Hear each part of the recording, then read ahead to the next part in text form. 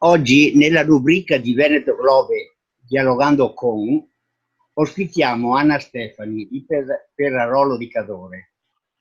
È una insegnante dell'Istituto Comprensivo di Pieve di Cadore, dove è arrivata dopo aver insegnato a San Vito e a Cortina d'Ampezzo. Buon pomeriggio Anna e agli ascoltatori che seguono Veneto Globe. Buon pomeriggio a tutti. Si è laureata in lettere. Dove? Dove si è laureata? Mi sono laureata in filosofia, in particolare, Sì, all'indirizzo sì, filosofico, a Padova, a all'Università degli Padova. Studi di Sì. Padova, nel 1998. E qual è il ricordo di quegli anni? Ma anni bellissimi, meravigliosi, in cui ho avuto l'opportunità di uscire dal Cadore, di entrare in una realtà grande e poi però di avere il desiderio di tornare nella mia terra per portare qualcosa. È ritornata e ha fatto una scelta, la scelta di insegnare Sì, ai bambini più piccoli. sì. Non ai piccolissimi, ma ai bambini della scuola primaria. Ma a dir la Perché questa scelta? Allora, a dir la verità, io ho iniziato la mia esperienza proprio con i piccolissimi, quindi la prima, a parte un paio d'anni di lavoro alla scuola primaria, i miei primi anni da insegnante titolare sono stati alla scuola materna di Cibiana e poi alla scuola materna di Pieve. E il desiderio di cominciare dai più piccoli è nato grazie a un'esperienza forte di volontariato presso la colonia gregoriana di San Marco d'Auronzo. Lì, durante gli anni dell'università, ho avuto la possibilità di stare, diciamo, con bambini un po' particolari, un po' difficili, impegnativi, che avevano varie problematiche, magari familiari, e che trascorrevano l'estate nella colonia di San Marco d'Auronzo, e il nostro compito era di proporgli delle esperienze che potessero essere esperienze serene, esperienze di comunità, di famiglia in un certo senso. E l'essere entrata in contatto con bambini così impegnativi mi ha stimolato a conoscere un po' di più il mondo del bambino, e quindi ho studiato, dopo la laurea ho scelto di studiare, insomma, per avvicinarmi a questo mondo. E quindi ho fatto una piccola pausa negli studi e ho preso la maturità magistrale, perché io non ero maestra. Io ho fatto il liceo scientifico a Pieve e quindi mi ero diplomata lì.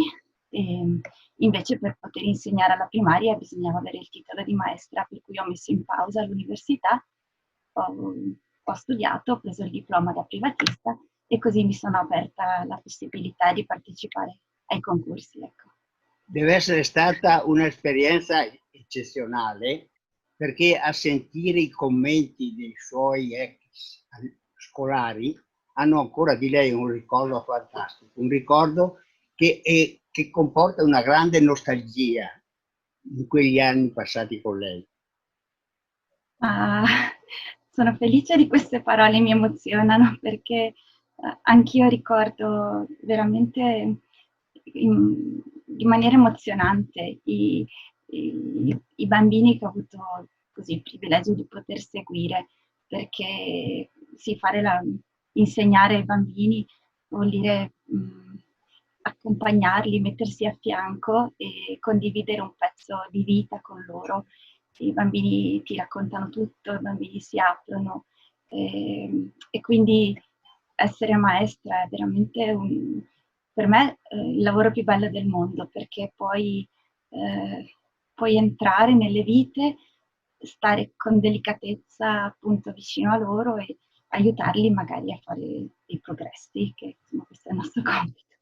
È per questo allora che è tanto sensibile al discorso dell'insegnamento a distanza, che lei Sì. non accetterebbe l'insegnamento a distanza. Più che non accettarlo, ci siamo trovati costretti a viverlo lo scorso anno, e quindi abbiamo cercato comunque di far tesoro dei mezzi tecnologici che ci hanno permesso comunque di stare a fianco ai bambini, e quindi lo scorso anno, da marzo a giugno, abbiamo pensato che la priorità di quel periodo fosse intanto tenerci uniti, tenerci vicini, sentirci che non eravamo soli, ma che il gruppo classe continuava ad esserci. Per cui io apprezzo ovviamente gli aspetti positivi della didattica a distanza, e ce ne sono. Mi auguro di non utilizzarli, di rimanere il più possibile in presenza, perché ovviamente è tutta un'altra cosa. Eh, Però ecco, Il problema c'è, il il problema problema c'è. c'è, È sì. per quello che lei ha scritto quella bellissima lettera una quindicina di giorni fa, indirizzata proprio alla società, non a un singolo, ma alla società. È quasi un grido di aiuto in difesa dei bambini. Sì, sì, mi sono sentita proprio nella pancia quando ancora, diciamo, l'Italia era ancora tutta aperta, ancora non c'era nessuno che studiava a distanza, e, e sentivo dentro di me il bisogno di dire, ovvio che ubbidisco alle regole, sono consapevoli di quello che stiamo vivendo, per cui insomma, se i nostri superiori decidono che bisogna chiudere, ok, ubbidisco.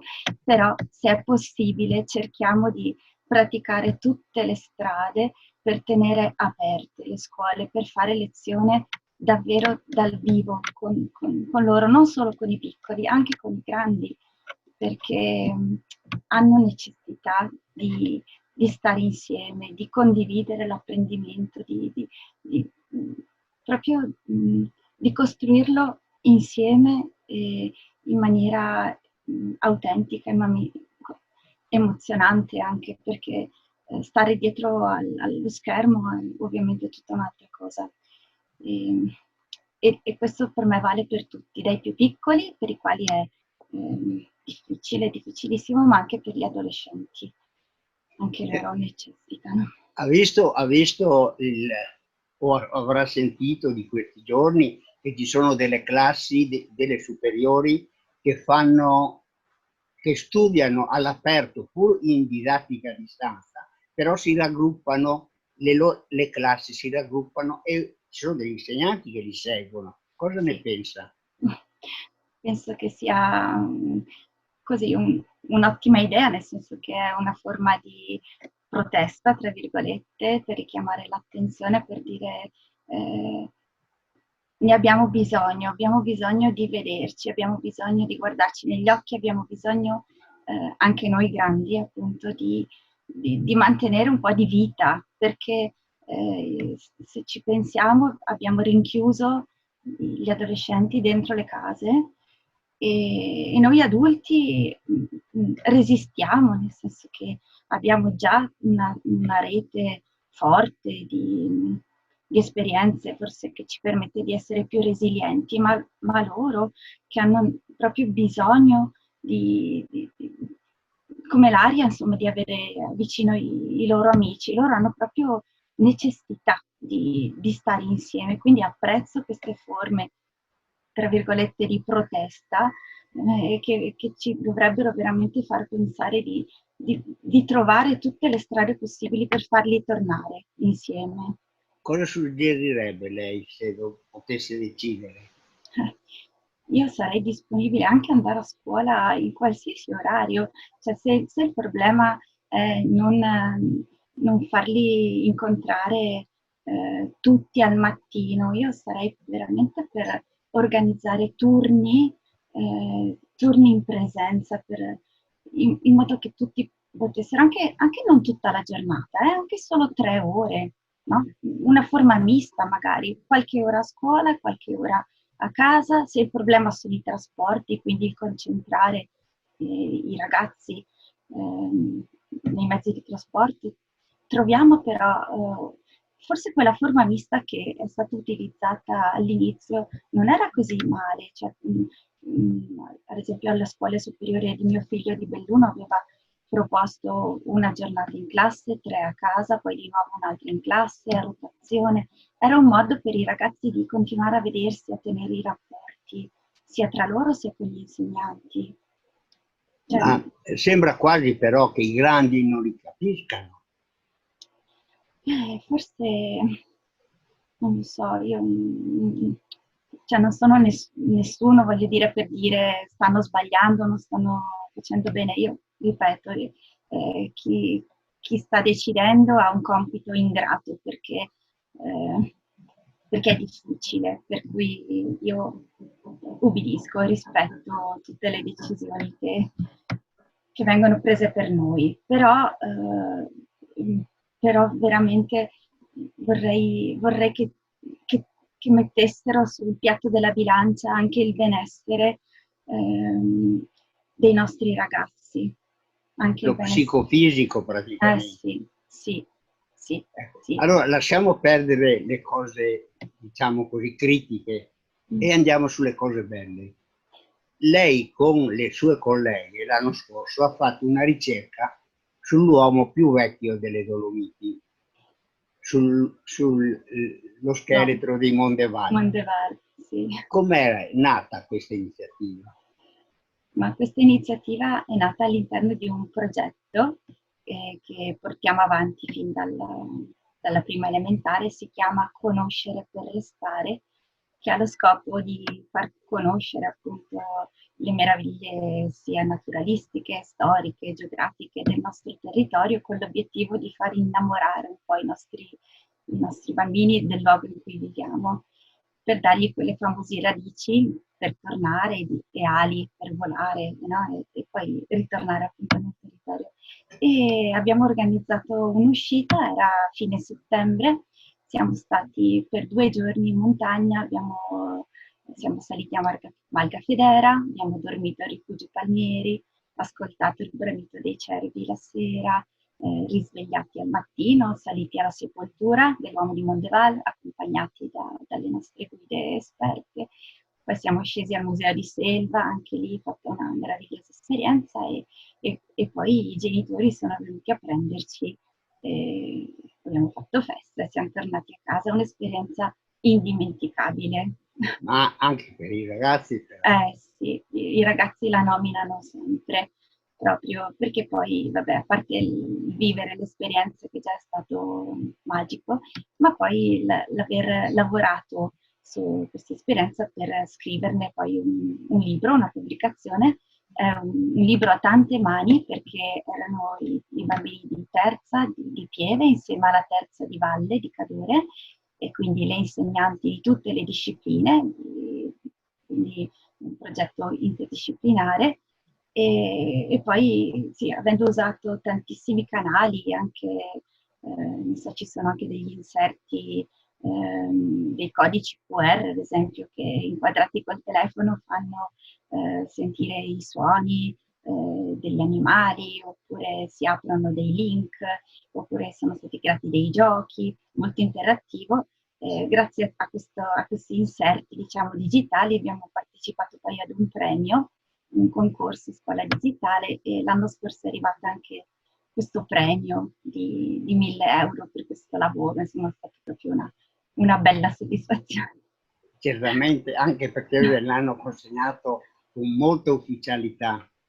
Sì, siamo scesi a Belluno, anzi prima di accedere a questo premio i bambini si sono preparati, il famoso pitching, cioè dovevano riuscire così, a convincere la giuria della bontà del loro lavoro e quindi si sono proprio impegnati per renderlo al meglio.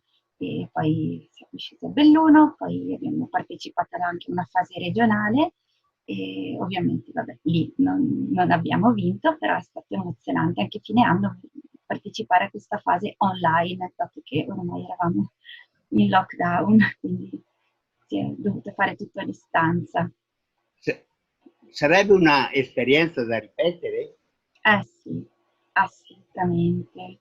Sì, sì, anzi, noi stiamo continuando con le uscite, è solo di stamattina la passeggiata che abbiamo fatto nella borgata di Tai di Cadore. Siamo usciti con le mappe, quindi per fare un po' di orientamento, topografia, siamo andati a vedere un po' gli edifici storici, i bambini con la collega di storia e geografia hanno imparato a riconoscere gli stemmi, i confini, poi ci siamo fermati a fare un po' di attività motoria all'aperto, insomma bisogna portarli fuori a continuare a conoscere. Adesso non si possono fare le gite, per cui rimaniamo nei dintorni. Certo, E certo. E ci avviamo alla conclusione. sì. Un'ultima domanda. Ha scelto di vivere a Perarolo, lei è nata a Pieve, ha scelto di vivere a Perarolo, immersa nella natura. Mm-hmm. Le piace l'ambiente, le piace la cura della natura? Mamma mia, qui si sta benissimo, c'è silenzio, c'è pace. Io abito nella frazione di Caralte, che è una frazione curatissima, pulita, in ordine, anche vivace, perché ci sono delle belle attività per giovani e famiglie, ad esempio c'è il Parco Avventura che attira molti giovani e famiglie, appunto, c'è la bella passeggiata verso il sasso della Regina Margherita, cioè è un ambiente bucolico, molte persone anche dei paesi limitrofi vengono qui a rilassarsi e a passeggiare, si sta proprio bene, poi siamo in pochi minuti siamo collegati con Pieve, con Belluno, insomma mi sento ancora vicina a Veramente a casa. suo agio. Sì, Allora, sì, noi adesso ci salutiamo qua. sì. Ringraziamo Anna Stefani per quello che ci ha raccontato, per la sua passione, per la dedizione che mette per la scuola, e se ci saranno novità ci risentiremo un'altra volta un po' più avanti, appena sarà possibile, magari per festeggiare il Natale, no? Va Cosa bene. ne pensa? Grazie, va bene. Allora noi ringraziamo Anna, ringraziamo i nostri ascoltatori che ci stanno seguendo ormai da un po' di tempo, e grazie alla Veneto Globe che ci ospita con queste interviste, con queste, come si può dire, dialoghi sul tanto e sul niente, che però formano il mondo, formano la vita più bella. Giusto? Buona giornata e auguri. Grazie, grazie anche a voi. Arrivederci.